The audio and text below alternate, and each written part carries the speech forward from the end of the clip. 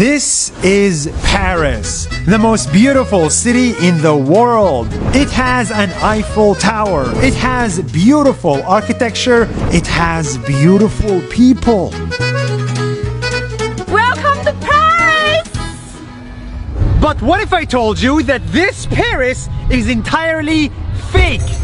Yes, fake, because what you're looking at is called the city of Tianduqing.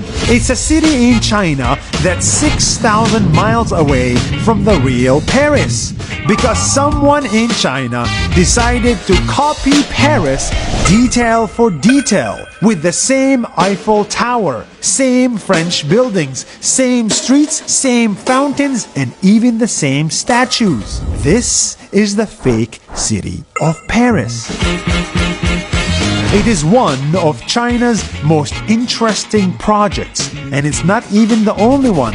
There are tens of cities in the heart of China that look like the heart of Europe and America. It is duplicated architecture, or as they call it, duplitecture. See, years ago, Chinese architects traveled all the way to Europe and studied the cities they wanted to duplicate and recreated them down to the last detail.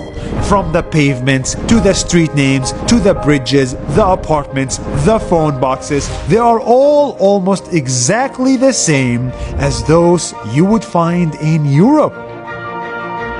Now, before you judge, you should remember that in China, copying is not always a bad thing. It's a way to appreciate the original. And the Chinese are not the only one. Many countries have copied European landmarks before, like the Eiffel Tower in Las Vegas or Big Ben in India. But in China, they took this appreciation to the next level. In China, there is a town that looks like London, where you can use a London phone booth and see the famous London Bridge. There is another town that looks like Holland, and another town that looks like Deutschland.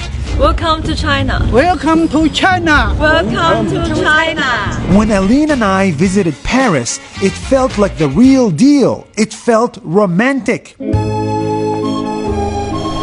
Except here, the prices were much cheaper. Souvenirs can be as little as 30% of the original price in Paris. And the food was also cheaper. Instead of eating baguettes, in China's Paris, you eat noodles. Instead of drinking wine, in China's Paris, you drink tea. But the biggest difference between these two cities is the traffic. Europe is full of people while Europe is still empty. The streets are not that busy because there aren't many people living there. The hope behind this project was to attract hundreds of thousands of Chinese people to call this home. But because of the cost and the location and the architecture differences, the average Chinese person could not afford this. No one lives there. This is an office building. Nobody lives there? Yes. That's why some European city projects failed. Developments had to stop, and the city became a ghost city. But for us, that didn't matter. If you look at the bright side, in the world, There is a second Paris. you can visit the second Paris. You can take pictures, throw a Parisian wedding, or have a romantic picnic without worrying about the traffic or the costs.